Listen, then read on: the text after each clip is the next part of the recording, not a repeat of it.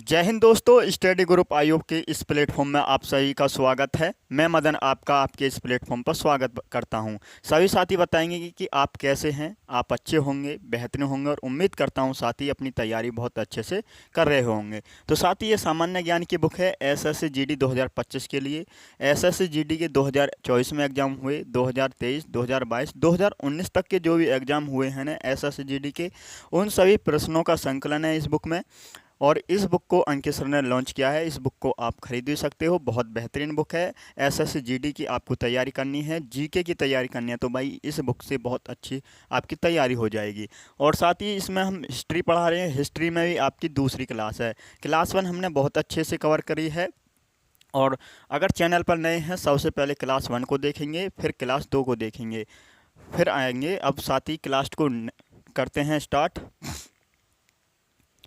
पहला क्वेश्चन है इस क्लास का, वेदों में सबसे पुराना वेद ऋग्वेद है। सभी को पता है वेदों में सबसे पुराना वेद ऋग्वेद है, जिसकी रचना लगभग कितने वर्ष पहले हुई थी। ये आपसे पूछा है कि इसकी रचना लगभग कितने वर्ष पहले हुई थी। एसएससी जीडी 23 फरवरी 2024 से पहले में क्वेश्चन पूछा है। तो आप सभी का आंसर आना चाहिए कमेंट सेक्शन में कि भैया इस क्वेश्चन का यह जवाब हो जाएगा। तो 2500 वर्ष, 3500 वर्ष या 2000 वर्ष या 5000 वर्ष। तो आप सभी का आंसर होगा भैया ऋग्वेद जो है ये सबसे पुराना वेद है और इसकी रचना लगभग 3500 वर्ष पहले हुई थी। ऑप्शन आपका यहाँ पर बी सही है। ऋग्वेद के बारे में बात करें तो ऋग्वेद यह सबसे प्राचीन वेद है। और मुझे बताओ वेद कितने होते हैं। आप बोलेंगे भैया वेद जो होते हैं ना 4 होते हैं, चारों के चारों नाम आपको पता ही होने चाहिए। पहला आपका है ऋग्वेद, दूसरा सामवेद, तीसरा कौन सा है, तीसरे का नाम बताना है तो तीसरा आप बोलेंगे भैया यजुर्वेद। और साथ ही आपका चौथा वेद है अर्थववेद।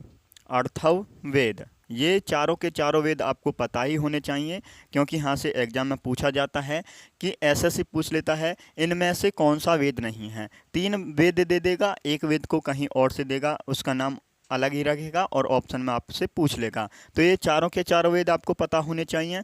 तो वेद होते हैं 4। ऋग्वेद यह सबसे प्राचीन वेद है। ऋग्वेद जो है यह सबसे प्राचीन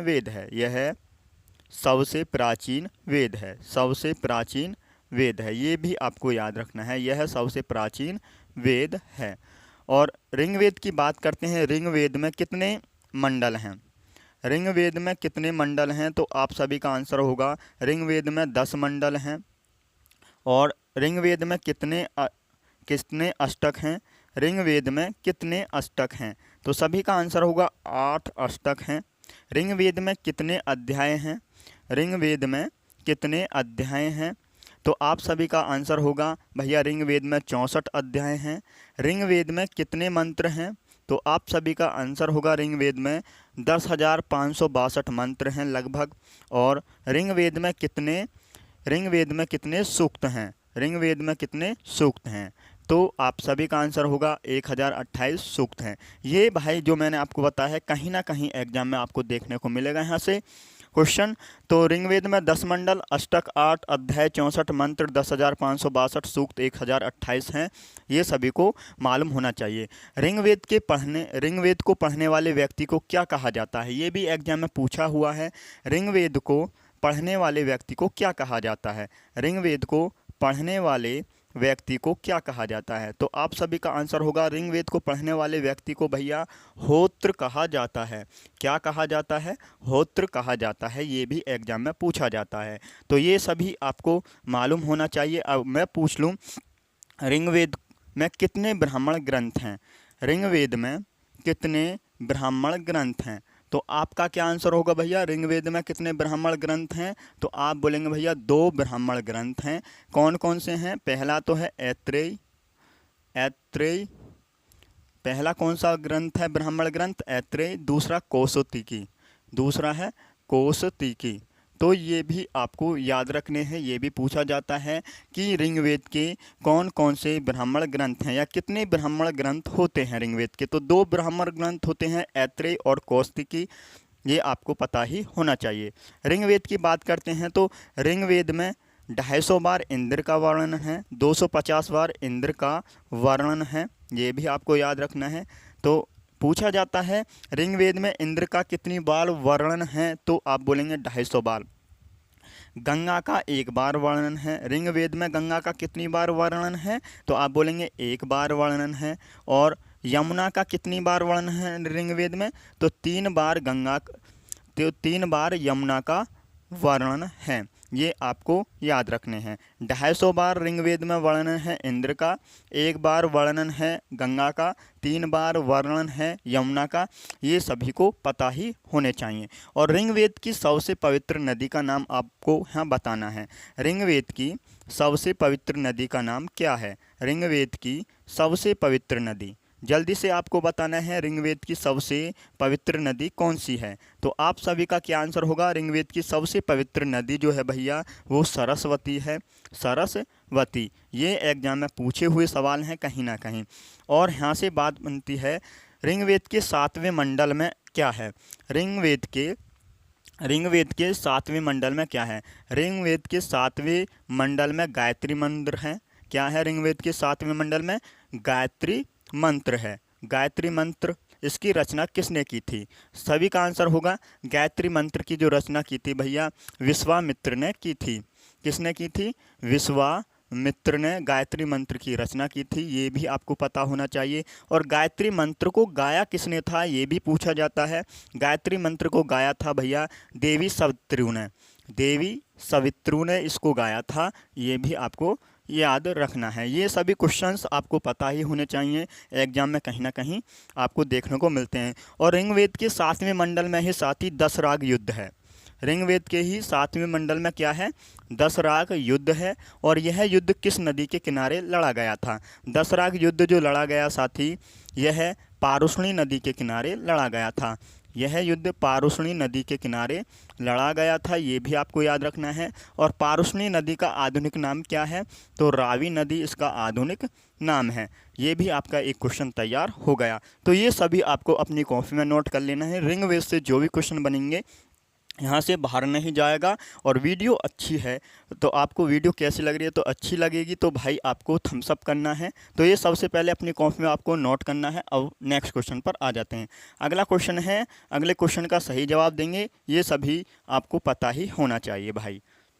अगले क्वेश्चन को बहुत ध्यान से पढ़ना है और उसका आंसर आपको कमेंट सेक्शन में बता देना है। इसका आंसर क्या होगा?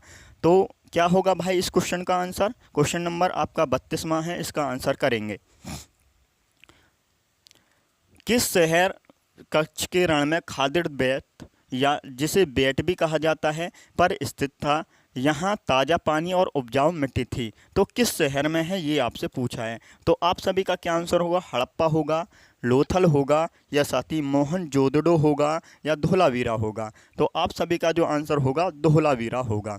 धोलावीरा के बारे में भी जाने भाई, यहाँ से भी क्वेश्चन क्या बनते हैं, धोलावीरा से भी क्वेश्चन बनते हैं। धोलावीरा सबसे पहले बताओ ये किस राज्य में है? धोलावीरा किस राज्य में है? तो आप बोलेंगे भैया धोलावीरा जो है यह गुजरात राज्य में है। किस राज्य में है? गुजरात राज्य में है। किस नदी के किनारे है? तो आप बोलेंगे भैया धोलावीरा जो है ये लूनी नदी के किनारे है, लूनी नदी के किनारे है। इसकी खोज किसने की थी, ये भी पूछा जाता है। धोलावीरा की खोज किसने की थी? जेपी जोशी या जगवती जोशी ने इसकी खोज की थी। धोलावीरा का शाब्दिक अर्थ क्या होता है? धोलावीरा का शाब्दिक अर्थ क्या होता है, ये भी एग्जाम में पूछ ले आपसे। तो धोलावीरा का शाब्दिक अर्थ होता है सफ़ेद कुआं, सफ़ेद कुआं। तो धोलावीरा का शाब्दिक अर्थ क्या है? सफ़ेद कुआं, ये भी आपको याद रखना है। धोलावीरा से हमें क्या क्या प्राप्त हुआ है, किस चीज़ के साक्ष्य मिले हैं? तो धोलावीरा से हमें भाई मिले हैं सबसे उच्च प्रबंधन, यहाँ से जो थी यह यहाँ से जो मिला है जल प्रबंधन के सबसे महत्वपूर्ण साक्ष्य मिले हैं। यहाँ से जल प्रबंधन के साक्ष्य मिले हैं। जल प्रबंधन व्यवस्था धोलावीरा में सबसे अच्छी थी, जल प्रबंधन के साक्ष्य मिले हैं। भूकंप के साक्ष्य मिले हैं, भूकंप के साक्ष्य मिले हैं, भूकंप के साक्ष्य मिले हैं। सुनामी के साक्ष्य मिले हैं, सुनामी के साक्ष्य मिले हैं। सुनामी के साक्ष्य मिले हैं, ये भी आपको याद रखना है। और क्या क्या मिला है यहाँ से, ये भी एग्जाम में पूछा जाए तो आपको बता के आना है। स्टेडियम के साक्ष्य भी मिले हैं भैया, यहाँ से स्टेडियम के साक्ष्य मिले हैं, स्टेडियम के साक्ष्य मिले हैं। और क्या मिला है यहाँ से, और क्या मिला है यहाँ से, तो ये सभी को आपको याद रखना है। जल प्रबंधन के साक्ष्य मिले, भूकंप के साक्ष्य मिले हैं, स्टेडियम के साक्ष्य मिले हैं, सुनामी के साक्ष्य मिले हैं, तो ये आपको याद रखने हैं। और धोलावीरा की बात आ रही है भाई, धोलावीरा ऐसा नगर था सिंधु घाटी सभ्यता का या हड़प्पा सभ्यता का, यह नगर 3 टीलों में विभाजित था। धोलावीरा, यह जो नगर था धोलावीरा, यह 3 टीलों में विभाजित था। कितने टीलों में, 3 टीलों में विभाजित था। ये भी एग्जाम में पूछा जाता है। एकमात्र ऐसा स्थल है ये धोलावीरा जो 3 टीलों में विभाजित था। पहला टीला इसका दुर्ग टीला था। दुर्ग टीले में कौन व्यक्ति रहते थे, तो आप सभी बोलेंगे दुर्ग टीले में उच्च वर्ग के व्यक्ति रहते थे। दूसरा टीला था मध्य टीला, दूसरा मध्य टीला, और तीसरा भाई निचला टीला था। अगर हिस्ट्री आपने पढ़ी है तो ये सभी क्वेश्चंस आपको पता ही होने चाहिए। तो यहाँ से आपको यही याद रखना है। आगे आते हैं, नेक्स्ट क्वेश्चन पर आते हैं। अगला क्वेश्चन है, इस क्वेश्चन का सही जवाब करेंगे भाई कमेंट सेक्शन में कि इस क्वेश्चन का सही जवाब क्या होगा। देखो एसएससी जीडी 6 दिसंबर 2021 को शिफ्ट पहली में ये क्वेश्चन पूछा है, इसका आंसर करेंगे भाई। ऐसा नहीं है कि जो भी क्वेश्चन है ये क्वेश्चन हमने अपने आप से ही बनाए हैं, ये क्वेश्चन एग्जाम में आए हुए हैं, ये आपको इनके आंसर आने चाहिए। तो सिंधु घाटी सभ्यता के निम्नलिखित में से किस स्थल पर महास्नानागार की खोज हुई है। बहुत ही इंपॉर्टेंट क्वेश्चन है, ये एग्जाम में पूछे जाते हैं भाई। तो आप सभी का आंसर आना चाहिए बनावली, मोहनजोदड़ो या लोथल या कालीबंगा। तो भाई लोथल कहाँ है, मैंने आपको बता दिया है। बनावली आपका कहाँ है, ये आपको बताना है। कालीबंगा कहाँ है, तो आपका कौन सा ऑप्शन होगा यहाँ पर, मोहनजोदड़ो। मोहनजोदड़ो के बारे में भाई जानें। यहाँ से जो भी क्वेश्चन बनेंगे ना भाई, मैं आपको सभी कवर करा दूंगा मोहनजोदड़ो से। जो भी क्वेश्चन आपसे एग्जाम में पूछे जाते हैं, जो भी क्वेश्चन बनेंगे वो सभी क्वेश्चन आप यहाँ पर देखेंगे। मोहनजोदड़ो है ना, ये किस भाषा का शब्द है, ये किस भाषा का शब्द है, तो मोहनजोदड़ो ये सिंधी भाषा का शब्द है। किस भाषा का शब्द है, ये भी पूछा जाता है भाई, ये सिंधी भाषा का शब्द है। और मोहनजोदड़ो का अर्थ क्या है, मोहनजोदड़ो का अर्थ क्या है, तो इसे मृतकों का टीला भी कहते हैं, मुर्दों का टीला भी कहते हैं। तो मोहनजोदड़ो का शाब्दिक अर्थ है मृतकों का टीला। और साथ ही इसको मोहनजोदड़ो को और भी क्या कहा जाता है, सिंधु घाटी का बगीचा भी इसको कहा जाता है। सिंधु घाटी का बगीचा भी इसको कहा जाता है, सिंधु घाटी का बगीचा। ये सभी क्वेश्चन एग्जाम में पूछे जाते हैं। ये क्वेश्चन पूछा हुआ है, सिंधु घाटी का बगीचा किसे कहा जाता है, तो आप बोलेंगे मोहनजोदड़ो को कहा जाता है। तो इतना आपको याद रखना है, मोहनजोदड़ो ये ऐसा स्थल है यहाँ पर सर्वाधिक जनसंख्या रहती थी और भारत का दूसरा सबसे बड़ा स्थल है। तो आपको लिखना है मोहनजोदड़ो के बारे में, सर्वाधिक जनसंख्या वाला स्थल, सर्वाधिक जनसंख्या वाला स्थल, सर्वाधिक जनसंख्या वाला स्थल है। और साथ ही वह भारत का दूसरा सबसे बड़ा स्थल, भारत का दूसरा सबसे बड़ा स्थल है, भारत का दूसरा सबसे बड़ा स्थल है। ये क्यों है भाई, ये सिंधु घाटी सभ्यता का दूसरा सबसे बड़ा स्थल है। तो आप बोल सकते हो भारत का दूसरा सबसे बड़ा स्थल है ये आपको याद होने चाहिए, ये आपको पता ही होना चाहिए। तो मोहनजोदड़ो में सर्वाधिक जनसंख्या, वह भारत का दूसरा सबसे बड़ा स्थल है। और मोहनजोदड़ो से और क्या क्या मिला है, तो मोहनजोदड़ो से आपको पता ही होना चाहिए विशाल क्या मिला है, विशाल अन्नानागार मिला है, विशाल अन्नानागार मिला है। क्या मिला है, विशाल अन्नानागार। ये भी आपको याद रखना है क्योंकि ये क्वेश्चंस पूछे जाते हैं। विशाल अन्नानागार ये सिंधु घाटी सभ्यता की भाई सबसे बड़ी इमारत थी। सिंधु घाटी सभ्यता की सबसे बड़ी इमारत कौन सी थी, तो आप बोलेंगे सिंधु घाटी सभ्यता की सबसे बड़ी जो इमारत थी भाई वो थी विशाल अन्नानागार। इसका क्षेत्रफल क्या था, ये भी पूछा जाता है, इसका क्षेत्रफल क्या था, इसकी लंबाई क्या थी, इसकी लंबाई क्या थी, चौड़ाई क्या थी। तो सभी का आंसर होगा लंबाई इसकी 45.71 मीटर इसकी लंबाई थी और चौड़ाई इसकी 15.23 मीटर थी, 15.23 23 मीटर इसकी चौड़ाई थी, लंबाई 45.71 मीटर थी। ये आपको पता ही होना चाहिए। और क्या मिला है यहाँ से मोहनजोदड़ो से, और क्या मिला है? तो आप सभी का आंसर होगा भैया मोहनजोदड़ो से विशाल अन्नानागार मिला है और विशाल स्नानागार भी मिला है। विशाल स्नानागार भी मिला है। विशाल स्नानागार भी यहीं से मिला है, मोहनजोदड़ो से। इसकी लंबाई चौड़ाई कितनी थी? लंबाई, ब्रेथ, लेंथ और ब्रेथ और डेप्थ इसकी कितनी कितनी थी, ये भी पूछा जाता है। तो सभी साथी बताएंगे इसकी लंबाई कितनी थी विशाल स्नानागार की, चौड़ाई कितनी थी, गहराई कितनी थी। तो सभी का आंसर होगा भैया इसकी 11.84 तो इसकी चौड़ाई थी, 11.84 तो इसकी चौड़ाई थी। और मल्टीप्लाई कर देंगे ब्रेथ इसकी कितनी थी, तो 7.01 मीटर, 7.01 मीटर इसकी क्या थी भाई, चौड़ाई थी। और गहराई इसकी 2.43 मीटर इसकी गहराई थी। ये क्वेश्चंस कहीं ना कहीं एग्जाम में पूछे हुए हैं जो मैंने ये आपको बताए हैं। तो अगर हम इसमें इसकी मल्टीप्लाई कर दें, इसका क्षेत्रफल निकाल दें और इसका क्या लिख लेगा, वॉल्यूम लिख लेगा, आयतन लिख लेगा इसका, तो सबसे ज़्यादा इसका क्षेत्रफल आ जाएगा, इसका कम आएगा। तो यहाँ से देख लो 11 सत्ते 77 दूनी कितना होता है, लमसम में जाना है। 77 दूनी आपका 100, 7 दूनी 14, 7 दूनी 14 15, तो 154 के आसपास आ जाएगा। और यहाँ पर 45 की गुणा अगर 15 में मारेंगे तो इससे ज़्यादा हो जाएगा। तो क्षेत्रफल सबसे ज़्यादा इसका आएगा विशाल स्नानागार। सबसे बड़ी इमारत कहा गया है इसलिए, सिंधु घाटी सप्ताह की सबसे बड़ी इमारत थी ये आपको याद रखनी है। भाई फिर से लाइट चली गई है, इसका इशू बना हुआ है। भाई अभी लाइट चली गई थी, इसका बहुत बड़ा इशू है क्योंकि बारिश का मौसम है, थोड़ा हमारा ग्रामीण भी क्षेत्र है, यहाँ पर लाइट का इशू होता है क्योंकि लाइट भी यहाँ चली जाती है, आती जाती है, तो थोड़ी लाइट दिक्कत करती है। इसके लिए भाई हम दिल से सॉरी मांगते हैं, क्षमा करेंगे भाई। इसके लिए आपको डिस्टर्ब होता है क्लास के बीच में, तो ये नहीं होना चाहिए, ये भी हम जानते हैं। लेकिन भाई हम भी क्या कर सकते हैं जब लाइट चली जाती है। तो यहाँ पर चल रहे थे हम विशाल स्नानागार, लंबाई, चौड़ाई और गहराई हमने इसकी बता दी आपको। और यहाँ पर एक क्वेश्चन ऐसा सी बहुत ही अच्छा पूछता है, यहाँ पर पूछा जाता है ये जो विशाल स्नानागार है इसमें सीढ़ियाँ हुई हैं, सीढ़ियाँ कौन सी दिशा में थीं, किस दिशा में थीं? तो सीढ़ियाँ जो थीं साथी, जो विशाल स्नानागार था आपका इस प्रकार से था, विशाल स्नानागार। तो सीढ़ियाँ आपकी इधर से थीं और इधर इसमें सीढ़ियाँ थीं। ये आपका ईस्ट पड़ता है, ये आपका वेस्ट पड़ता है, इधर आपका नॉर्थ पड़ता है और इधर आपका साउथ। तो सीढ़ियाँ किस तरफ से थीं, तो उत्तर से दक्षिण सीढ़ियाँ थीं। ये आपको याद रखना है, ये क्वेश्चन भाई एग्जाम में पूछा जाता है, इतना आपको याद रखना है।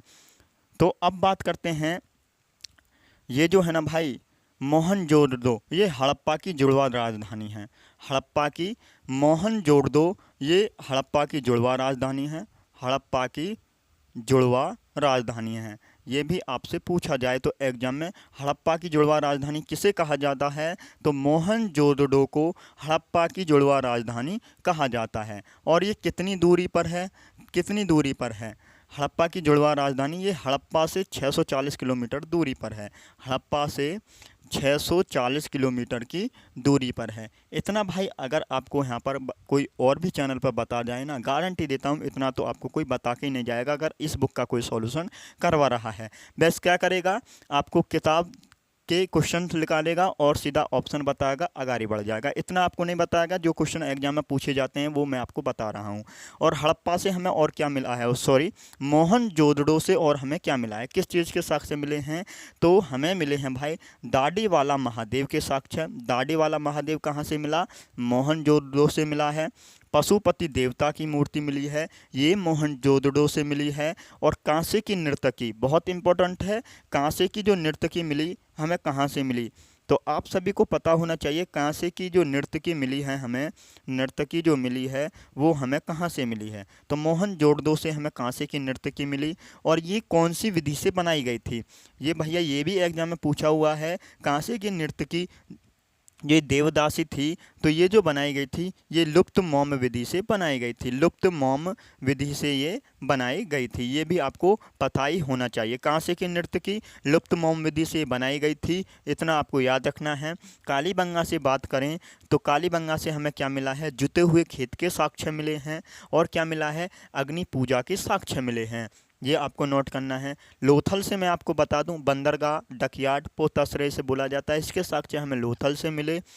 धान के या चावल के साक्ष्य कहाँ से मिले, तो लोथल से मिले। और साथ ही मैं आपको बता दूं, 3 युगल समाधियों के समाधान, 3 युगल समाधि के साक्ष्य कहाँ से मिले हैं, तो लोथल से मिले हैं। बनावली से मिट्टी से बना हल मिला है। तो ये आपको क्वेश्चंस पता ही होने चाहिए। अगर आपको एसएससी जीडी की नौकरी लेनी है तो भाई आपको इतना तो याद करना ही पड़ेगा। अगर आपकी एसएससी जीडी की तैयारी इतने लेवल से कम है तो आपकी नौकरी नहीं लग सकती, थोड़ा लेवल बढ़ाना है। और मैं आपको एक जानकारी भी दे दूँ भाई, अगर आपको मैथ में कोई कमजोरी है, बुक का सॉल्यूशन चल रहा है, अदरवाइज बुक भी चल रही है हमारे चैनल पर। सचिन सर उस बुक को, इस जो आरडब्ल्यू वालों ने जो लॉन्च किया बुक एसएससी जीडी के लिए, उसका सॉल्यूशन बहुत ही इम्पोर्टेंट मतलब बिंदास लेवल से बोल सकते हो। जो आपको पैटर्न आपको फॉलो करना होता है ना, जो सवाल आपको क्वेश्चंस आपको एग्जाम में निकालने होते हैं, उसी प्रकार से आपको वो क्वेश्चंस सिखाए जा रहे हैं। नेक्स्ट क्वेश्चन, इस क्वेश्चन का सही जवाब देंगे भाई, इस क्वेश्चन का सही जवाब देंगे। ये क्वेश्चंस आपको पता ही होने चाहिए। हड़प्पा कालीन स्थल रंगपुर भारत के किस वर्तमान राज्य में है? हड़प्पा कालीन स्थल, ये इस क्वेश्चन का आंसर करेंगे भैया। इस क्वेश्चन का आंसर क्या होगा? चलिए भाई, हड़प्पा कालीन स्थल रंगपुर भारत के किस राज्य में है? वर्तमान राज्य में स्थित है। राजस्थान में, गुजरात में, हिमाचल प्रदेश में, हरियाणा में। तो आप सभी का आंसर होगा रंगपुर राजस्थान में है। ऑप्शन नंबर आपका यहाँ पर ए सही हो जाएगा, रंगपुर।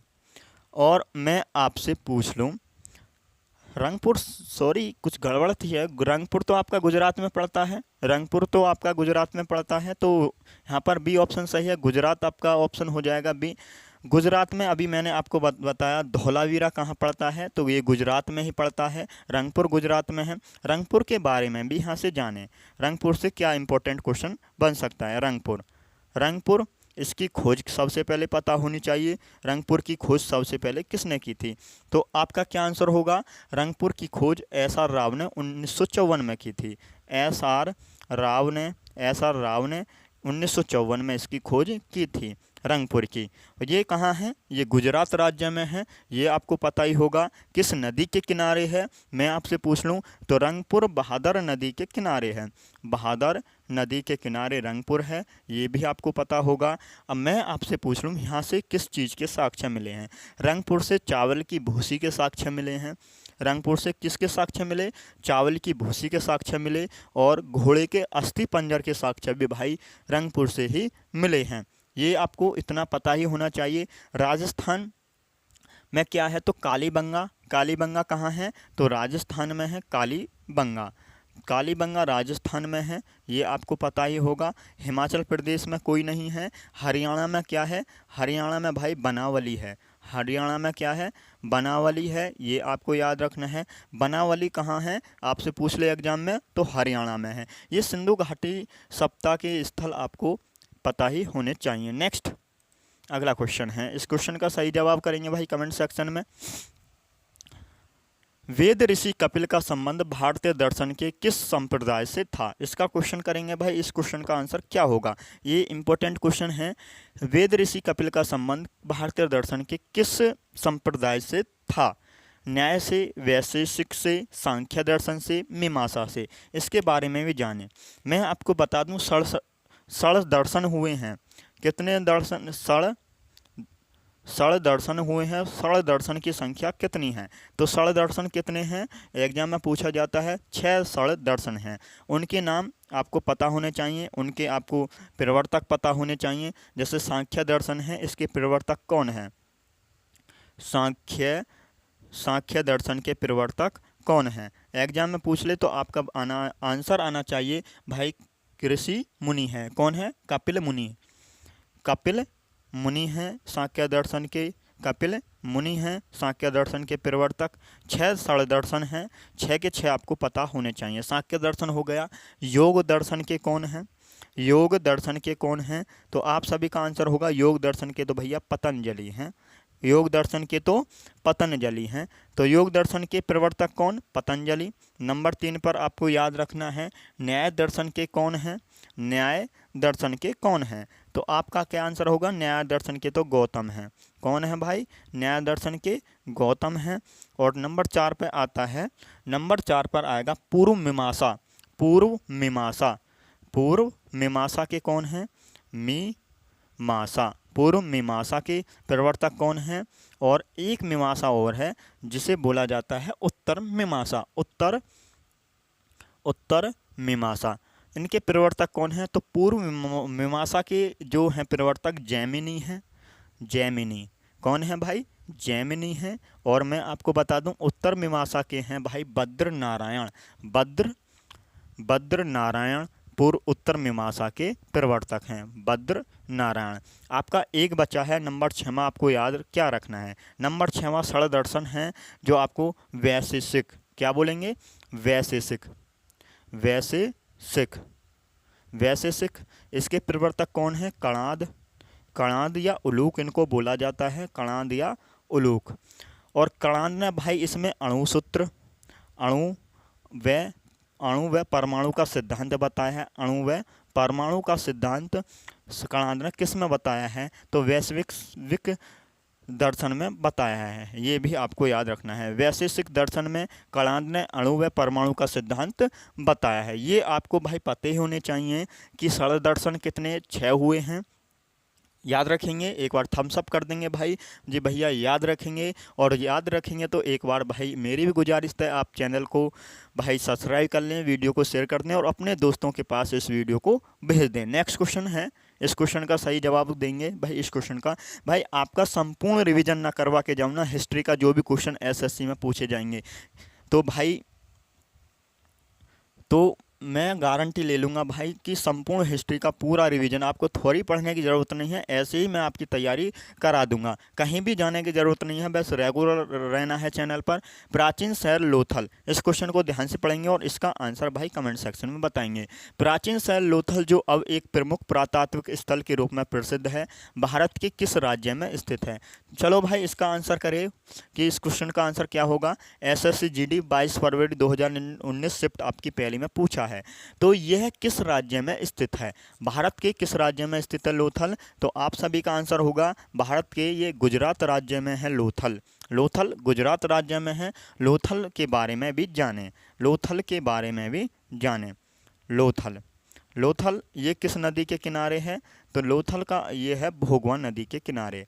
लोथल किस नदी के किनारे? तो आप सभी को पता ही होना चाहिए, लोथल भैया भोगवा नदी के किनारे है। ये क्वेश्चंस कहीं ना कहीं पूछे जाते हैं। और आपको मैं बता दूं लोथल की खोज किसने की थी? लोथल की खोज किसने की थी? तो एस.आर. राव सभी का आंसर होगा। एस.आर. राव ने लोथल की खोज की थी 1954 ईस्वी में। 1954 ईस्वी में लोथल की खोज की थी एस.आर. राव ने।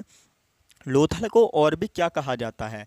लोथल को भैया लघु हड़प्पा, लोथल को लघु हड़प्पा व लघु मोहनजोदड़ो कहा जाता है। व लघु मोहनजोदड़ो कहा जाता है। लघु मोहनजोदड़ो कहा जाता है। ये क्वेश्चंस आपको पता होना चाहिए कि लोथल को भाई क्या कहा जाता है? लघु हड़प्पा व लघु मोहनजोदड़ो लोथल को कहा जाता है। और लोथल से क्या मिला है भैया? लोथल को और भी क्या कहा जाता है? हड़प्पा का मानचेस्टर भी कहा जाता है। लोथल को हड़प्पा का मानचेस्टर भी कहा जाता है। मानचेस्टर बोलेंगे या मैनचेस्टर बोलेंगे? तो आप बोलेंगे मैनचेस्टर भी कहा जाता है। लोथल को हड़प्पा का मैनचेस्टर कहा जाता है। भैया इसे मैनचेस्टर क्यों कहा जाता है? ये भी पूछ सकता है एग्जाम में। तो लोथल से हमें क्या मिले हैं? तो आप सभी को पता होना चाहिए भैया, लोथल से जो मिले हैं बंदरगाह के साक्ष्य है। लोथल में क्या है भैया? बंदरगाह है। बंदरगाह को क्या बोलते हैं? पोताश्रय, हिंदी में पोताश्रय, पोताश्रय। और क्या बोला जाता है? डकयार्ड, डक यार्ड बोला जाता है, डकयार्ड। और इसी को बोला जाता है बंदरगाह को गोदीवाड़ा, गोदीवाड़ा। ये नया शब्द है जो एग्जाम में पूछा जाता है। गोदीवाड़ा किसे कहा जाता है? बंदरगाह को कहा जाता है। तो हड़प्पा का मैनचेस्टर इसे इसलिए बोला जाता है क्योंकि यहाँ बंदरगाह है, पोताश्रय है, यहाँ से सबसे ज़्यादा व्यापार होता था लोथल से। क्योंकि यहाँ पर भाई डकयार्ड है, जहाज़ों का यहाँ पर आना जाना रहता है, बंदरगाह है। और मैं पूछ लूँ यहाँ से लोथल से और क्या मिला है, तो यहाँ से युगल समाधान के साक्ष्य मिले हैं, चावल के छिलके के साक्ष्य यहाँ से मिले हैं, और साथ ही यहाँ से क्या मिला है, शतरंज के खेल के साक्ष्य कहाँ से मिले, तो लोथल से मिले हैं। हाथी दांत से बनी मेसोपोटामिया की मोहर, एग्जाम में पूछी जाती है, हाथी दांत से बनी मेसोपोटामिया की मोहर ये कहाँ से मिली है, तो ये लोथल से मिली है। ये आपको याद रखना है, यहाँ से क्वेश्चन पूछे जाते हैं। आगे आ जाएंगे नेक्स्ट क्वेश्चन पर। अगला क्वेश्चन है भाई, इसका आंसर करेंगे कमेंट सेक्शन में। ऋग्वेद डैश डैश सूक्तों का संग्रह है। ऋग्वेद में कितने सूक्त हैं, मैंने आपको पीछे पहले ही क्वेश्चन में बताया था। अगर ध्यान से देख रहे हैं तो आपका आंसर कमेंट सेक्शन में आएगा कि ऋग्वेद के सूक्तों का संग्रह कितना है। तो ऋग्वेद में 1028 सूक्त हैं, 1028 सूक्त हैं। तो ऑप्शन नंबर बी आपका यहाँ पर सही जवाब है। अगले क्वेश्चन का सही जवाब देंगे भाई। निम्नलिखित में से किसे नाट्य शास्त्र का रचयिता माना जाता है, किसे नाट्य शास्त्र का रचयिता माना जाता है, शंकर, विष्णु, राघव, भरत मुनि। तो सभी का आंसर होगा एसएससी जीडी जनवरी 2023 में शिफ्ट दूसरी में पूछा है, तो नाट्य शास्त्र का रचयिता है भरत मुनि। ऑप्शन नंबर बी आपका यहाँ पर सही है, और सॉरी डी आपका यहाँ पर सही है। अगले क्वेश्चन पर आएंगे। क्वेश्चन नंबर आपका अगला है, निम्नलिखित में से कौन सा प्राचीन ग्रंथ जिसका श्रेय ऋषि व्यास को जाता है, जिसका श्रेय ऋषि व्यास को जाता है, प्राचीन भारत का एक प्रमुख महाकाव्य है, और इसमें 18 पर्वों पुस्तकों में कितना होगा, इकाई, दहाई, सैकड़ा, हजार, 10,000, लाख, 1,00,000 छंद हैं। तो एसएससी जीडी 29 फरवरी 2024 शिफ्ट दूसरी में पूछा है, ऋग्वेद, रामायण, अर्थशास्त्र, महाभारत। तो इसमें 18 पर्वों पुस्तकों में इतने छंद हैं, तो यह कौन सा महाकाव्य है, तो आपका आंसर होगा महाभारत। महाभारत महाकाव्य है। महाभारत के में भी बारे में जानें। महाभारत का प्राचीन नाम क्या है, तो आप बोलेंगे महाभारत का प्राचीन नाम जय संहिता है। महाभारत का प्राचीन नाम क्या है, जय संहिता है। जय संहिता है, ये भी आपको याद रखना है। महाभारत का पुराना नाम जय संहिता। और क्या है महाभारत के बारे में, मुझे बता दो यहाँ पर रामायण की रचना किसने की थी, तो रामायण की रचना महर्षि वाल्मीकि ने की थी। किसने की थी, महर्षि वाल्मीकि ने महाभारत की रचना की थी। और साथ ही सबसे प्राचीन व प्रमाणित, यहाँ से जो क्वेश्चन बनता है, सबसे प्राचीन व प्रमाणित स्मृति कौन सी है, सबसे प्राचीन व प्रमाणित स्मृति कौन सी है, सबसे प्राचीन व प्रमाणित स्मृति कौन सी है, प्रमाणित स्मृति कौन सी है। सभी का क्वेश्चंस का इसका जवाब आना चाहिए। सबसे प्राचीन व प्रमाणित स्मृति है मनु स्मृति, ये भी एग्जाम में पूछा जाता है। सबसे प्राचीन स्मृति है और प्रमाणित स्मृति भी है, मनु स्मृति इसे बोला जाता है। तो आपने श्रीमद् भगवत गीता के बारे में सुना है भैया, आप बोलेंगे श्रीमद् भगवत गीता महाभारत के भीष्म पर्व का ये अंग है। जैसे 18 पर्वों के बारे में कहा ना, तो इसी प्रकार जो श्रीमद् भगवत गीता है, जो महाभारत के भीष्म पर्व से ये संबंध रखता है, श्रीमद् भगवत गीता। नेक्स्ट क्वेश्चन पर आ जाएंगे। अगला क्वेश्चन है, अगले क्वेश्चन का जवाब देंगे भाई। ऋग्वेद के मंत्रों के समूह डैश डैश कहलाते हैं। ऋग्वेद के मंत्रों के समूह को क्या कहा जाता है, तो बहुत ही इंपॉर्टेंट क्वेश्चन है, तो सूक्त कहा जाता है। ऑप्शन नंबर ए आपका यहाँ पर सही जवाब है। अगला क्वेश्चन, इस क्वेश्चन का जवाब ए ऑप्शन था।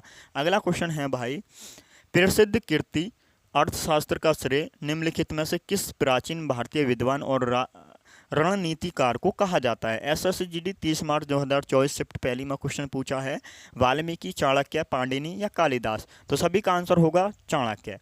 चाणक्य के बारे में भी सुने, चाणक्य किसके दरबार में रहता था, चाणक्य किसके दरबार में रहता था। चाणक्य का वास्तविक नाम क्या है, ये भी आपको पता ही होना चाहिए।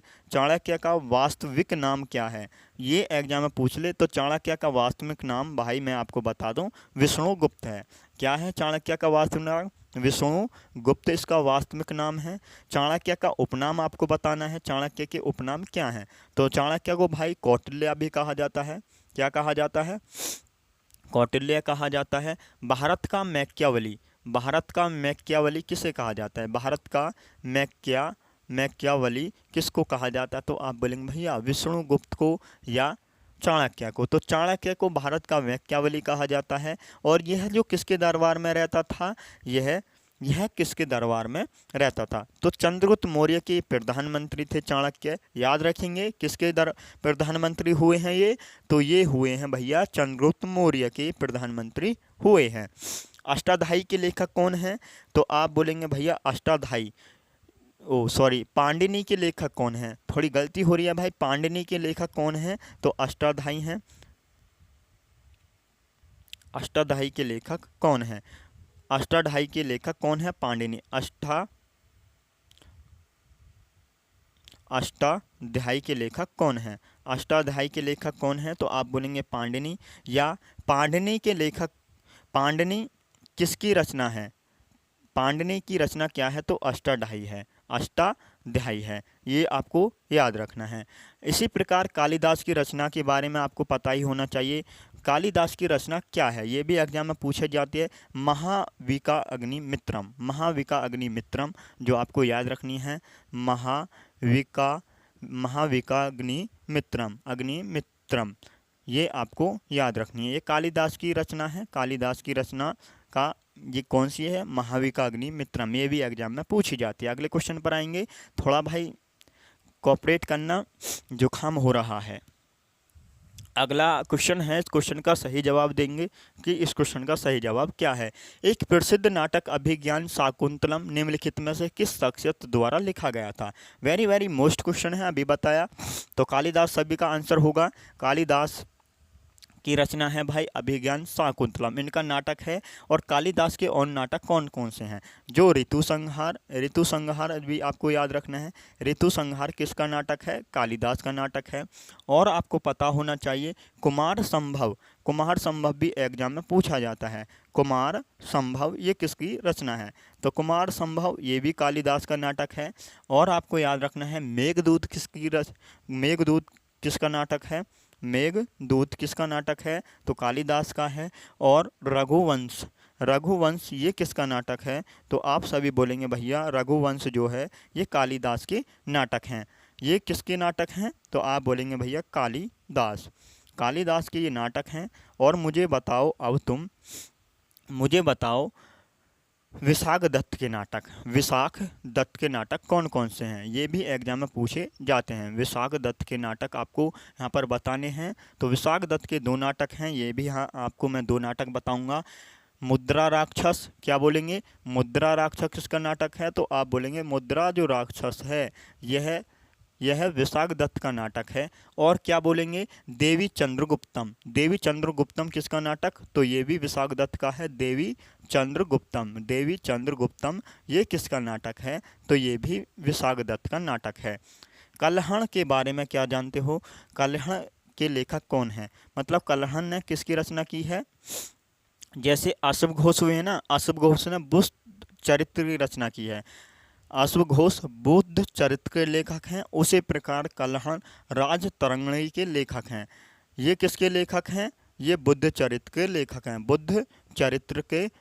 हैं। उसी प्रकार कल्हण ये किसके लेखक हैं? राजतरंगिणी के लेखक हैं भाई। ये राजतरंगिणी के लेखक कौन हैं? तो आप बोलेंगे राजतरंगिणी के लेखक हैं। राजतरंगिणी के लेखक कौन हैं? तो आप सभी का आंसर होगा राजतरंगिणी के लेखक हैं कल्हण। ये एग्जाम में पूछे जाते हैं, मैंने आपको बता दिया। अगले क्वेश्चन पर आ जाएंगे। अगला क्वेश्चन है, इस क्वेश्चन का आंसर करेंगे भाई। कौटिल्य निम्नलिखित में से कौन सी पुस्तक लिखी थी? कौटिल्य ने निम्नलिखित में से कौन सी पुस्तक लिखी थी? अर्थशास्त्र, सूक्तावली, मुद्रा राक्षस, इंडिका। इंडिका किसकी है? मेगास्थनीज की। तो अर्थशास्त्र कौटिल्य ने पुस्तक लिखी थी। ऑप्शन नंबर ए आपका यहाँ पर सही है। अगले क्वेश्चन पर आ जाएंगे। वराहमिहिर की रचना पंच सिद्धांतिका खगोलीय सिद्धांतों से संबंधित है। कितने सिद्धांतों से संबंधित है? ये पंच सिद्धांतिका जो है ये कितने खगोलीय सिद्धांतों से संबंधित है? 5, 2, 3, 4। तो सभी का आंसर होगा 5। और मैं आपको बता दूं अब यहाँ से वराहमिहिर की अन्य रचनाएं कौन कौन सी हैं। वराहमिहिर की अन्य रचनाएं, इनके बारे में आपको पता होना चाहिए। वराहमिहिर की अन्य रचनाएं कौन कौन सी हैं, तो सभी को ये पता ही होना चाहिए। लघु जातक, लघु जातक के बारे में आपको पता होना चाहिए। लघु जातक किसकी रचनाएं हैं, तो वराहमिहिर की है। और बृहत संहिता, बृहत संहिता, बृहत संहिता ये किसकी रचना है, तो आपसे पूछ ले एग्जाम में तो आप बोलेंगे भैया यह वराहमिहिर की रचना है। एक है वृहत जातक, वृहत जातक ये भी एग्जाम में पूछी जाती है। वृहत जातक ये किसकी रचना है, तो वराहमिहिर की रचना है। इतना आपको याद रखना है। नेक्स्ट क्वेश्चन पर आएंगे। अगला क्वेश्चन है, क्वेश्चन नंबर आपका 45वां है। सिकंदर ने किस वर्ष भारत पर आक्रमण किया था? कब किया था सिकंदर ने भारत पर आक्रमण? 400 ईसा पूर्व में, 126 ईसा पूर्व में, 326 ईसा पूर्व में या 550 ईसा पूर्व में? तो सभी का आंसर होगा 326 ईसा पूर्व में। और सिकंदर के बारे में जानें। सिकंदर के पिता का नाम आपको बताना है। सिकंदर के पिता का नाम क्या था? तो सिकंदर के पिता थे फिलिप द्वितीय, फिलिप द्वितीय सिकंदर के पिता थे। Philip second. तो ये सिकंदर के पिता थे फिलिप द्वितीय। ये कहाँ के राजा थे? मकदूनिया के शासक था। ये मकदूनिया का शासक था फिलिप, जो सिकंदर के पिता थे, मकदूनिया का शासक। सिकंदर के गुरु का नाम क्या है, ये भी एग्जाम में पूछ ले तो आपसे। सिकंदर के गुरु थे अरस्तु, अरस्तु सिकंदर के गुरु थे। इतना आपको याद रखना है। जब सिकंदर ने भारत पर आक्रमण किया था, ये क्वेश्चन पूछा हुआ है जो मैं आपको बताने वाला हूँ। जब सिकंदर ने भारत पर आक्रमण किया था तो मगध पर किस वंश का शासक था? जब सिकंदर ने भारत पर आक्रमण किया तो मगध पर भाई किस वंश का शासन था? तो मगध पर नंद वंश का शासन था, नंद वंश का शासन था, नंद वंश का। ये भी आपको याद रखना है। इंपॉर्टेंट क्वेश्चन था, मैंने आपको बता दिया। जब सिकंदर ने भारत पर आक्रमण किया तो मगध पर नंद वंश का शासन था। सिकंदर की मृत्यु कब हो गई थी? इसकी मृत्यु कब हो गई थी? सिकंदर की मृत्यु कब हो गई थी? 326 ईसा पूर्व में इसने भारत पर आक्रमण किया और 323 ईसा पूर्व में इसकी मृत्यु हो गई। 323 ईसा पूर्व में इसकी मृत्यु हो गई थी। कहाँ हुई थी ये भी पूछ लें। बेबीलोन में इसकी मृत्यु हुई थी, बेबीलोन में इसकी मृत्यु हो गई थी सिकंदर की। एक हाइपेटीज का युद्ध है, हाइडे स्पीच का युद्ध है, सॉरी हाइडे स्पीच का युद्ध। यह युद्ध किस किस के बीच लड़ा गया था? हाइडे स्पीच का युद्ध, ये भी एग्जाम में पूछा हुआ है। हाइडे स्पीच का युद्ध, इसी को बोला जाता है वितस्ता का युद्ध, इसी को बोला जाता है वितस्ता का युद्ध, इसी को बोला जाता है। तो हाइडे स्पीच का युद्ध, इसी को वितस्ता का युद्ध बोला जाता है। यह युद्ध किस किस के बीच हुआ था? तो यह युद्ध जो हुआ सिकंदर व राजा पोरस के मध्य लड़ा गया था। राजा पोरस के बीच यह युद्ध हुआ था, राजा पोरस के बीच यह युद्ध हुआ था, हाइडे स्पीच का युद्ध। और किस नदी के बीच हुआ था, किस नदी पर हुआ था? तो ये हुआ था झेलम नदी पर, झेलम नदी पर ये युद्ध हुआ था, झेलम नदी पर। तो ये क्वेश्चंस आपको पता ही होना चाहिए। यहाँ से जो क्वेश्चन बनता है वो मैंने आपको बता दिया है सिकंदर के ऊपर। नेक्स्ट अगला क्वेश्चन है। इस क्वेश्चन का सही जवाब देंगे भाई कमेंट सेक्शन में। इस क्वेश्चन का सही जवाब क्या होगा? हर्यक वंश के उस शासक का नाम बताइए जो अजात शत्रु का पुत्र था और उसने पाटलिपुत्र की नींव रखी थी। मोस्ट क्वेश्चन है, महानंदन, प्रघोत, उदयन या नंदीवर्धन? तो सभी का आंसर होगा उदयन, उदयन। और हर्यक वंश की बात हुई है। हर्यक वंश का शासक कौन था? हर्यक वंश की स्थापना किसने की थी? हर्यक वंश का संस्थापक कौन था? तो इसका संस्थापक कौन था? तो ये भी आपसे पूछ ले एग्जाम में। हर्यक वंश का संस्थापक बिंबिसार था। कौन था भाई? बिंबिसार था। हर्यक वंश का शासक कौन था, संस्थापक कौन था? बिंबिसार था। और इसकी राजधानी क्या थी? बिंबिसार ने हर्यक वंश की राजधानी को क्या बनाया था? गिरिविराज या राजगिरह, राजगिरह इसने इसकी राजधानी बनाई थी मगध की। तो इसकी हत्या कर देता है कौन? बिंबिसार की हत्या कौन कर देता है? तो बिंबिसार की हत्या कौन कर देता है? तो इसका पुत्र अजातशत्रु इसकी हत्या कर देता है। और अजातशत्रु की हत्या कौन कर देता है? इसका ही पुत्र उदयन अजातशत्रु की हत्या कर देता है। और उदयन अजातशत्रु की हत्या करने के बाद उदयन मगध की राजधानी क्या बनाता है? हर्यक वंश की राजधानी क्या बनाता है? उदयन बनाता है पाटलिपुत्र, जो वर्तमान में पटना में है। पाटलिपुत्र, पाटलिपुत्र ये राजधानी बनाता है। और हर्यक वंश का अंतिम शासक कौन था? ये भी एग्जाम में पूछा जाता है। हर्यक वंश का अंतिम शासक कौन था? नागदशक सभी का आंसर होगा।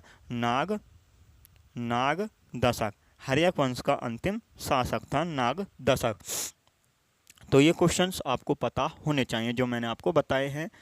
नेक्स्ट क्वेश्चन पर आएंगे, इसके बारे में बहुत अच्छे से आगे और भी जानेंगे हर्यक वंश के बारे में। अभी तो यहाँ पर बस जितना पूछा है इतना बताया गया है, लेकिन कल की क्लास में हो सकता है तुम्हें हर्यक वंश के बारे में पूरा पढ़ाया जाए, हर्यक वंश के बारे में आपको पूरा पढ़ाया जाए। तो अगला क्वेश्चन है, राजगृह कई वर्षों तक मगध की राजधानी रहा, बाद में राजधानी को डैश डैश में स्थानांतरित कर दिया। थोड़ा फ़ोन का स्पेस देख लेते हैं भाई, कितना स्पेस है। तो भाई क्योंकि ये देखना पड़ता है हमें कि कितने क्वेश्चंस हो गए, और फ़ोन की मेमोरी भर जाती है तो भाई वीडियो सेव नहीं हो पाती है, इसलिए हमें देखना पड़ता है। तो भाई इस क्वेश्चन का आंसर करेंगे उज्जैन होगा, पाटलिपुत्र होगा, कांचीपुरम होगा या तक्षशिला होगा। तो अभी बताया था राजधानी को स्थानांतरित किया गया था पाटलिपुत्र। ऑप्शन नंबर बी आपका यहाँ पर बिल्कुल सही जवाब हो जाएगा, पाटलिपुत्र। आपका क्या आंसर था कमेंट सेक्शन में आपको बता देना है। तो यहाँ पर बी ऑप्शन सही था। अगले क्वेश्चन पर आ जाएंगे। इतना बड़ा क्वेश्चन है नहीं जो आपको यहाँ पर कुछ और भी बताया जाए। निम्नलिखित में से कौन वज्जी महाजनपद की राजधानी थी? कौन वज्जी महाजनपद की राजधानी थी? एसएससी जीडी ने पूछा है, तो 16 महाजन के बारे में आपको पता होना चाहिए। वज्जी महाजनपद की राजधानी वैशाली थी, ये आपको पता ही होना चाहिए। 16 महाजनपद, 16 महाजनपद ये आपको पता ही होने चाहिए। 16 महाजनपद, 16 महाजनपद इनके बारे में आपको पता होना चाहिए। 16 महाजनपद का उदय कब हुआ था? 16 महाजनपद का उदय कब हुआ था? तो 16 महाजनपद का उदय 6वीं शताब्दी में हुआ था। 16 महाजन का उदय कब हुआ था? 6वीं शताब्दी में हुआ था। और 16 महाजनपद जो थे साथी, इनका उल्लेख कहाँ मिलता है? तो इनका उल्लेख 16 महाजनपद का उल्लेख जो मिलता है बौद्ध ग्रंथ अगुत्तर निकाय से मिलता है। बौद्ध ग्रंथ अगुत्तर निकाय से उसका उल्लेख मिलता है, अगुत्तर निकाय से। 16 महाजनपद का उल्लेख बौद्ध ग्रंथ अगुत्तर निकाय। और कहाँ से मिलता है इसका उल्लेख? जैन धर्म भगवती सूत्र से उसका उल्लेख देखने को मिलता है। जैन धर्म भगवती सूत्र से इसका उल्लेख देखने को मिलता है। भगवती सूत्र से इसका उल्लेख देखने को मिलता है। तो वज्जी महाजनपद की राजधानी वैशाली थी। कुछ मैं आपसे पूछ लेता हूँ। सूरसेन, जैसे सूरसेन महाजनपद की राजधानी क्या थी? सूरसेन महाजनपद की राजधानी आप बोलेंगे भैया मथुरा थी। क्या थी? मथुरा इसकी राजधानी थी। और वत्स है ये भी पूछी जाती है, वत्स महाजनपद की राजधानी क्या थी? तो आप बोलेंगे कौशाम्बी थी भाई। वत्स महाजनपद की राजधानी क्या थी? कौशाम्बी थी। और मैं आपसे पूछ लूँ, आपसे पूछा जाता है कुरु महाजनपद की राजधानी क्या थी? कुरु महाजनपद की राजधानी क्या थी? तो आप सभी का आंसर होगा कुरु महाजनपद की जो राजधानी हुई भैया इंद्रप्रस्थ हुई है। क्या हुई है? इंद्रप्रस्थ कुरु महाजनपद की राजधानी हुई है। और आगे मैं आपसे पूछ लूँ भाई कौशल की बतानी है, ये भी पूछी जाती है। कौशल महाजनपद की राजधानी क्या थी? कौशल महाजनपद की राजधानी क्या थी? तो श्रावस्ती या अयोध्या? तो कौशल महाजनपद की राजधानी थी श्रावस्ती। कौशल महाजनपद की राजधानी क्या थी? श्रावस्ती। और मैं आपसे पूछ लूँ मगध महाजनपद की राजधानी क्या थी? मगध महाजनपद की राजधानी क्या थी? तो आप बोलेंगे गिरिव्रज या राजगृह। गिरिव्रज या राजगृह मगध महाजनपद की राजधानी थी। गिरिव्रज या राजगृह, गिरिव्रज या राजगृह ये आपको राजधानी पता ही होनी चाहिए। मत्स्य महाजनपद की राजधानी क्या थी? तो आप बोलेंगे भैया विराटनगर थी। विराटनगर थी। 16 महाजनपद हैं, तो यूपी से कितने महाजनपद हुए? तो यूपी से भैया 8 महाजनपद हुए, ये आपको याद रखना है। अगले क्वेश्चन पर आ जाएंगे। अगला क्वेश्चन क्या है? ये भाई ऐसे ही आपकी तैयारी हो जाएगी। 16 महाजनपद, अगर मैं आपको 16 महाजनपद की राजधानी लिखवा दूं तो एक बार थम्स अप करेंगे भाई, जी भैया लिखवा दो, कमेंट में बताएंगे भाई लिखवा दो, क्योंकि ये ऐसे ही आपकी तैयारी होगी। ऐसा तो नहीं है आप थोड़ी पढ़ोगे जब आपकी तैयारी हो जाएगी। निम्नलिखित में से कौन सा 16 महाजनपदों में से एक नहीं था? क्वेश्चन पूछा है एसएससीजीडी ने, तो आपको 16 के 16 महाजनपद याद होने चाहिए। कुरु होगी, कामरूप होगी, कौशल होगी, अंग होगी। तो कौशल महाजनपद की राजधानी, ओ सॉरी, 16 महाजनपदों में से एक नहीं थी। तो कामरूप, कामरूप ये 16 महाजनपदों में से एक नहीं थी। अब मैं 16 के 16 महाजनपद की राजधानी आपको बताने वाला हूं, अपनी कॉपी में आपको नोट करनी है। सबसे पहले आपको लिखना है, सबसे पहले काशी महाजनपद की राजधानी आपको बतानी है। काशी महाजनपद की राजधानी क्या थी? तो आपका आंसर क्या होगा? काशी महाजनपद की राजधानी भैया वाराणसी थी। क्या थी भैया? वाराणसी थी। काशी महाजनपद की राजधानी क्या थी? वाराणसी थी। और मैं दूसरे नंबर पर आपसे पूछता हूँ, कौशल महाजनपद की राजधानी क्या थी? कौशल महाजनपद की राजधानी क्या थी? अभी बताया था कौशल महाजनपद की राजधानी क्या थी, तो श्रावस्ती आप सभी का आंसर होगा, श्रावस्ती थी। श्रावस्ती कौशल महाजनपद की राजधानी थी। नंबर 3 पर आपको बताना है भाई, अंग महाजनपद की राजधानी क्या थी? अंग महाजनपद की राजधानी क्या थी? तो आपका क्या आंसर होगा? चंपा। चंपा सभी का आंसर आना चाहिए, चंपा। अंग महाजनपद की राजधानी चंपा थी। नंबर 4 पर आपको लिखना है, मगध महाजनपद की राजधानी क्या थी? मगध महाजनपद की राजधानी राजगृह, राजगृह या गिरिव्रज थी। राजगृह या गिरिव्रज थी। ये आपको पता ही होने चाहिए। नंबर 5 पर आपको बताना है, नंबर 5 पर वज्जी की राजधानी क्या थी? वज्जी महाजनपद की राजधानी क्या थी? तो क्या बोलेंगे भैया? वज्जी महाजनपद की राजधानी वैशाली हुई है। ये आपको पता ही होना चाहिए, क्या हुई है? वैशाली हुई है। अब क्या बोलेंगे? नंबर 6 पर आपको पता होगा, मल्ल महाजनपद की राजधानी क्या थी? मल्ल महाजनपद की राजधानी क्या थी? क्या आंसर होगा आपका? मल्ल महाजनपद की राजधानी क्या हुई है? वैशाली हुई है। वैशाली तो भैया वज्जी की हुई है। तो उससे नीचे आओ तो आप बोलेंगे कुशीनगर, कुशीनगर हुई है। मल्ल महाजनपद की राजधानी क्या हुई है? कुशीनगर हुई है। पता ही होना चाहिए आपको। अब बात करते हैं चेदी। चेदी महाजनपद की राजधानी क्या है? चेदी महाजनपद की राजधानी क्या थी? तो सुक्तिमती आप सभी का आंसर होगा, सुक्तिमती। चेदी महाजनपद की राजधानी थी सुक्तिमती। नंबर 8 पर आपको लिखना है, नंबर 8 पर वत्स महाजनपद की राजधानी क्या थी? वत्स महाजनपद की राजधानी मैंने आपको पीछे ही बताया था, कौशाम्बी सभी का आंसर होगा, कौशाम्बी सभी का आंसर होगा, कौशाम्बी सभी का आंसर होना चाहिए। तो भाई 8 के 8 मैंने आपको बताए, 8 हो रहे, 8 के बारे में और सुने। तो नंबर 9 पर आएगा, नंबर 9 पर कौन आएगा? कुरु हो गया, कुरु नहीं हुआ है। कुरु की राजधानी क्या थी? अभी बताया, इंद्रप्रस्थ। इंद्रप्रस्थ कुरु महाजनपद की राजधानी थी। नंबर 10 पर आपको लिखना है, कुरु हो गया और आपका पांचाल। पांचाल महाजनपद की राजधानी क्या थी?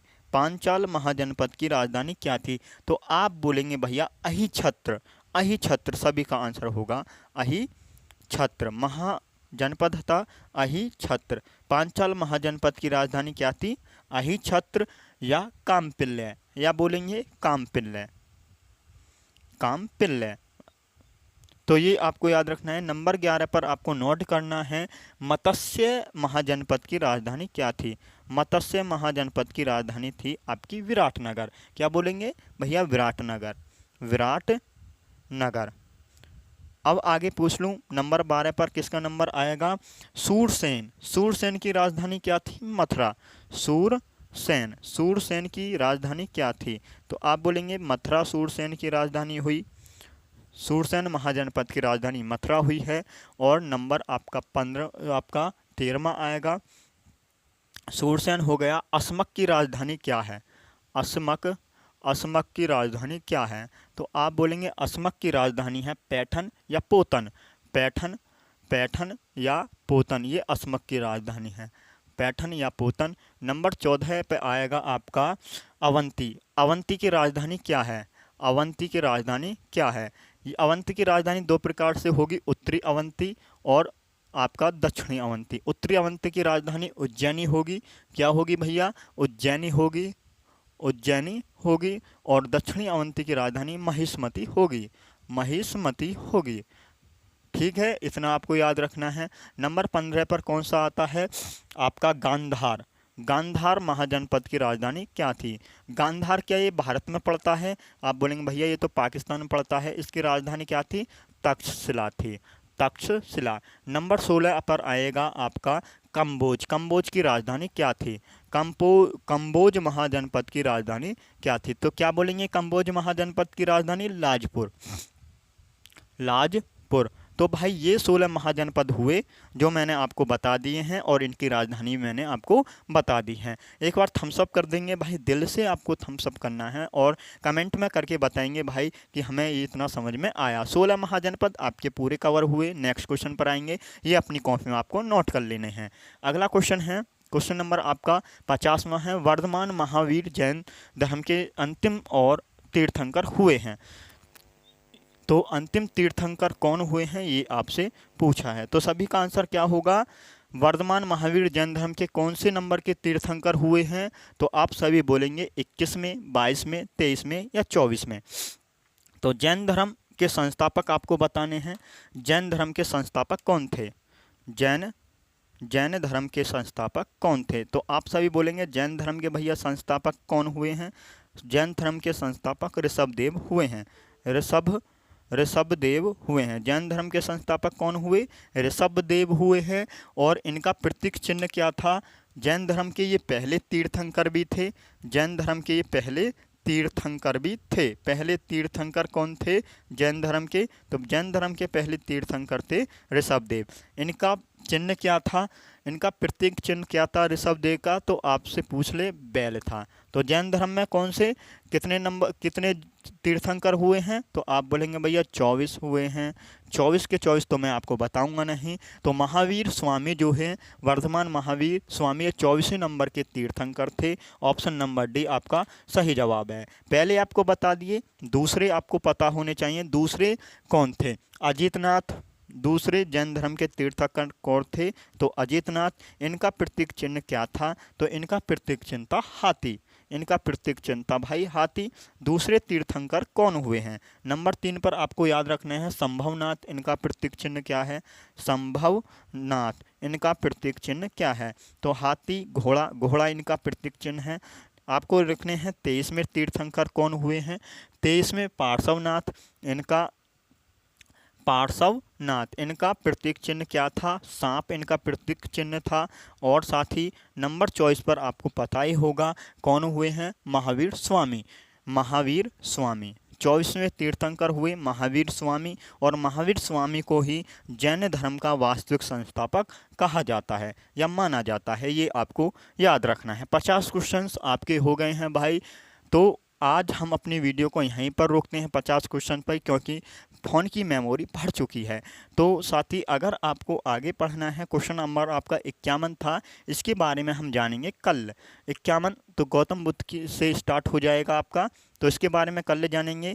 जय हिंद, जय भारत। और साथ ही चैनल पर नए हैं तो study group IO YouTube channel है हमारा, चैनल को सब्सक्राइब कर लेंगे, वीडियो को शेयर करेंगे। और साथ ही ऐसे ही आपको पढ़ना है तो कमेंट करके बताना है भैया रेगुलर आपको यही रखना है, यही पैटर्न आपको फॉलो करना है। इसी प्रकार हमारी तैयारी हो जाएगी। एसएससी जीडी का एक भी सिंगल क्वेश्चंस आप छोड़ के भी ना आओगे, क्योंकि मैं पढ़ा रहा हूँ उसी लेवल से जो आपके क्वेश्चंस कहीं ना कहीं एग्जाम में बनते हैं। पूरा एनालाइसिस किया जाता है जब आपको यहाँ पर बोर्ड पर वो चीज़ पढ़ाई जाती है। तो आज के लिए क्षमा चाहेंगे, क्लास को भाई यहीं पर रोकना पड़ रहा है, फ़ोन की मेमोरी भर रही है। तो एक बार माफ़ भी कर देंगे भाई, दिल से सॉरी है इसके लिए। जय हिंद, जय भारत।